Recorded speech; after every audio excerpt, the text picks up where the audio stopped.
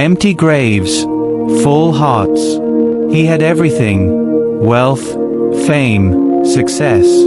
But at his mother's grave, he realized he had nothing. The rain over her grave. The night was quiet.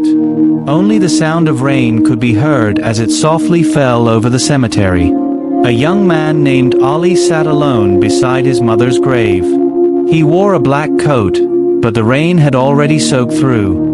In his hands was an old Quran. His fingers touched its worn pages as he read in a whisper, Al-Hakamat Takathur. The desire for more and more has distracted you. Tears rolled down his face.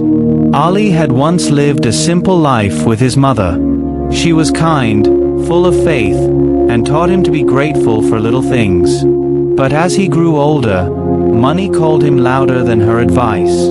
He became rich, famous, busy. When his mother got sick, he was away in London, attending business events and chasing deals.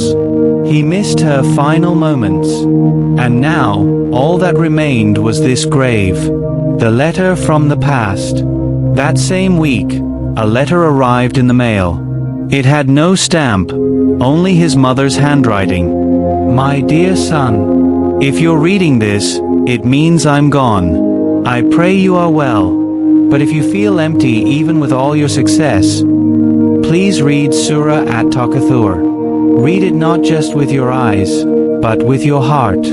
Maybe you'll understand. Love, Mama. Ali read the surah again and again. It hit different now. Until you visit the graves. But by then, it's too late. He whispered, What have I done? Voices beneath the soil. That night, Ali returned to the cemetery. The air was cold.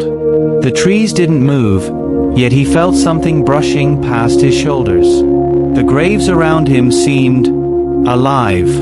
Suddenly, he heard a faint whisper. Then another.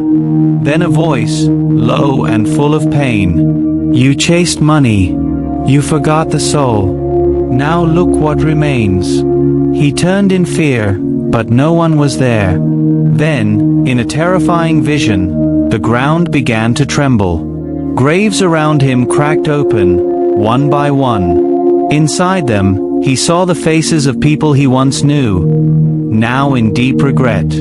A woman who sold her daughter's medicine to buy gold.